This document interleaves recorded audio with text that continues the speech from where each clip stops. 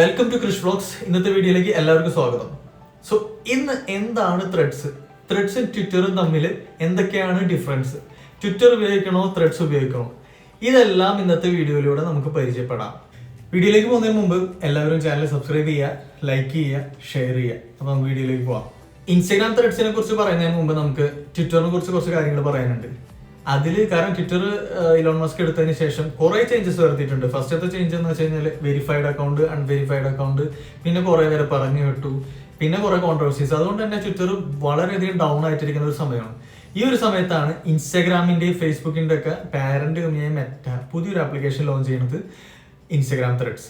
ഈ Instagram threads 7 മണിക്കൂർ കൊണ്ട് 10 മില്യൺ യൂസേഴ്സിനെയാണ് കിട്ടിയേക്കുന്നത്. അതൊരു ചെറിയ കാര്യമല്ല. കാരണം ട്വിറ്ററിന് കിട്ടിയത് 2 വർഷം കൊണ്ടാണ് 10 മില്യൺ യൂസേഴ്സിനെ കിട്ടിയത്. പിന്നെ ChatGPT ആണെന്നുണ്ടെങ്കിൽ 5 ദിവസം കൊണ്ട്.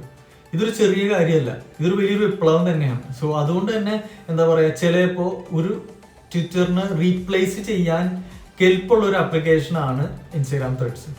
പിന്നെ ഇൻസ്റ്റാഗ്രാം ത്രെഡ്സും ട്വിറ്ററും തമ്മിൽ എന്തൊക്കെയാണ് ഡിഫറൻസ് എന്ന് നോക്കാം. ഫസ്റ്റത്തെ ഡിഫറൻസ് എന്ന് പറയുന്നത് ക്യാരക്ടർ ലിമിറ്റ് ആണ്.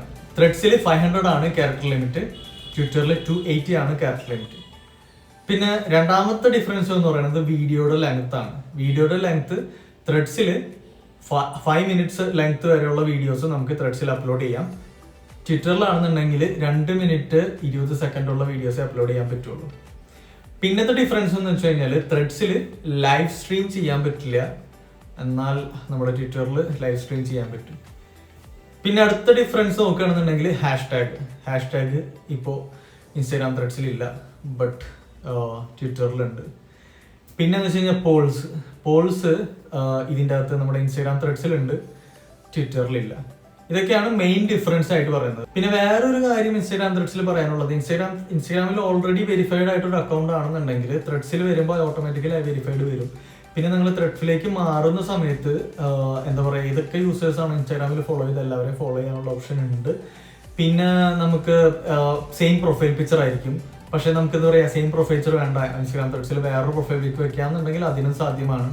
പിന്നെ തുടക്കത്തിൽ തന്നെ നമുക്കൊരു ഇൻസ്റ്റാഗ്രാമിന്റെ ഒരു പ്രൊഫൈൽ രീതി ആയിരിക്കും അതിൻ്റെ അകത്ത് കാണാം. അപ്പോൾ അതിൽ ബ്ലാങ്ക് ആയിട്ടുള്ളൂ. നമ്മൾ ഓരോ പോസ്റ്റ് ഇടുമ്പോഴും അത് നമ്മുടെ അതിൻ്റെ അകത്ത് നമ്മുടെ പ്രൊഫൈലിൽ വിസിബിൾ ആവും. അപ്പോൾ ഇതൊക്കെയാണ് ഇൻസ്റ്റാഗ്രാം ത്രെഡ്സിന്റെ ഓരോ ബെനിഫിറ്റുകൾ, പിന്നെ ഓരോ ഡിഫറൻസുകൾ. വീഡിയോ എല്ലാവർക്കും ഇഷ്ടപ്പെട്ടെന്ന് കരുതുന്നു. ലൈക്ക് ചെയ്യുക, ഷെയർ ചെയ്യുക, സബ്സ്ക്രൈബ് ചെയ്യുക. അപ്പോൾ ശരി, അടുത്ത വീഡിയോയിൽ വീണ്ടും കാണാം.